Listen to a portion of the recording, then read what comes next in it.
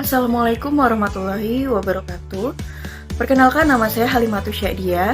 Saya merupakan mahasiswi bimbingan dan konseling dari Universitas Indah Presta PGRI. Dalam video kali ini, saya akan memaparkan hasil observasi yang saya lakukan untuk memenuhi tugas mata kuliah konseling populasi khusus.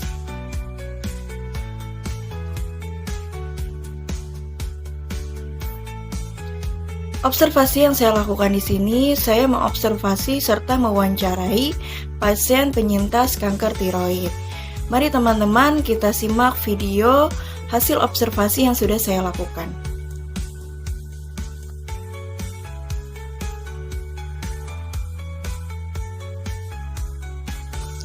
Kanker tiroid adalah kanker yang menyerang kelenjar tiroid, yang mana kanker tiroid ini disebabkan oleh pertumbuhan sel-sel di kelenjar tiroid yang tidak terkendali. Kelenjar tiroid berbentuk seperti kupu-kupu dan letaknya di leher bagian depan. Kelenjar ini menghasilkan hormon yang mengatur metabolisme tubuh, denyut jantung, dan tekanan darah. Kanker tiroid merupakan jenis kanker yang jarang terjadi dibandingkan kanker pada organ lain. Pada tahap awal, kanker tiroid ini umumnya tidak menimbulkan gejala yang khas. Namun, jika ukuran kelenjar tiroid mulai membesar, penyakit ini dapat menimbulkan keluhan berupa benjolan di bagian depan leher hingga kesulitan menelan.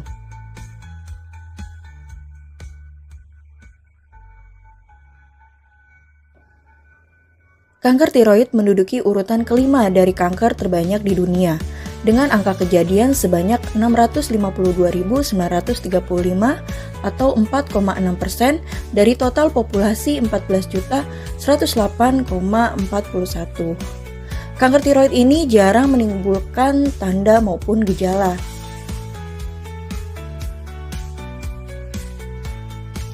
Akan tetapi ada beberapa gejala yang sering muncul pada pasien penderita kanker tiroid.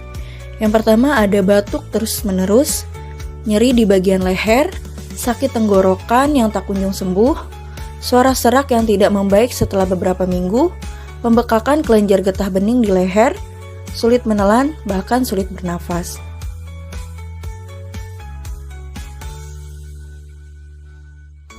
Berikut beberapa faktor yang dapat meningkatkan risiko terkena kanker tiroid.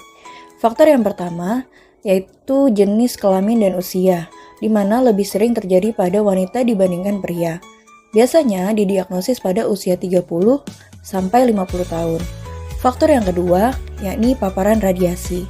Paparan radiasi di kepala, leher, atau dada saat masa kanak-kanak dapat meningkatkan resiko kanker tiroid. Tinggal di daerah dengan radiasi tinggi juga dapat meningkatkan resiko terkena kanker tiroid, seperti dekat pembangkit listrik, nuklir, dan lain sebagainya. Faktor yang ketiga yakni riwayat keluarga dan genetik, di mana memiliki anggota keluarga dengan kanker tiroid atau sindrom genetik tertentu dapat meningkatkan kemungkinan terkena kanker tiroid. Faktor yang keempat yakni kondisi kelenjar tiroid, di mana pasien memiliki riwayat gondok seperti pembesaran kelenjar tiroid atau penyakit tiroid kronis. Yang kelima, kekurangan atau kelebihan yodium, di mana yodium yang terlalu sedikit atau terlalu banyak dalam diet dapat mengganggu fungsi tiroid dan meningkatkan risiko terkena kanker tiroid.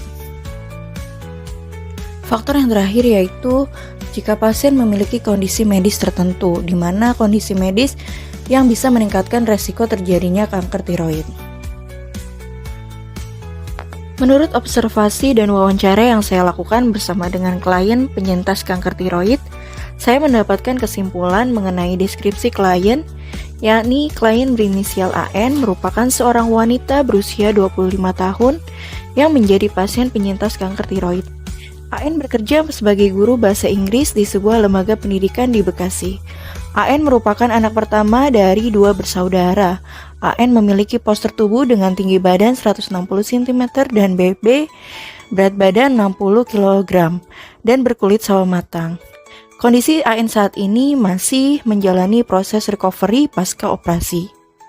Berdasarkan hasil wawancara yang saya lakukan dengan klien AN ini, klien AN menceritakan bahwa awal mula gejala yang dia rasakan sebelum dia didiagnosis terkena penyakit kanker tiroid. Pada awal bulan Februari 2023, AN merasa ada benjolan di sebelah kanan yang kian lama kian membesar.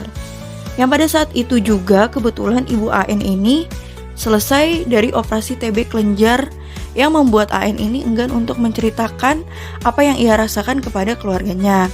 Dan kebetulan juga pada saat itu memasuki bulan Ramadan, yang mana AN ini ingin melakukan ibadah puasa terlebih dahulu karena dia khawatir jikalau dia memeriksakan keluhannya, maka AN ini harus mengkonsumsi obat secara rutin.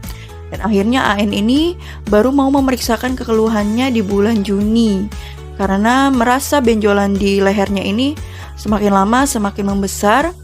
Dan tidak hanya itu, benjolan itu juga semakin lama mengakibatkan nyeri dan gangguan sistem saraf di sebelah kanan yang menyebabkan sakit ketika menggunakan tangan sebelah kanannya.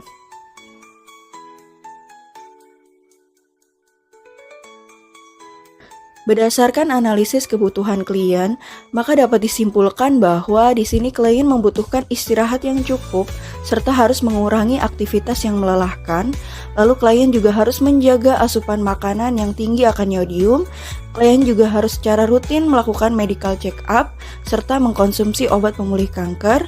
Klien juga membutuhkan dukungan dari keluarga serta kerabat dekatnya.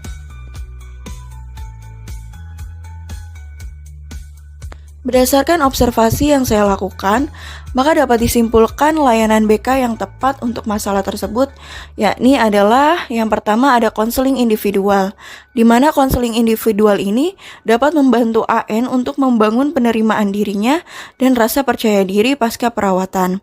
Yang kedua ada konseling kelompok, di mana konseling kelompok ini dapat membantu AN untuk memberi dukungan emosional melalui berbagai pengalaman dengan sesama penyintasnya.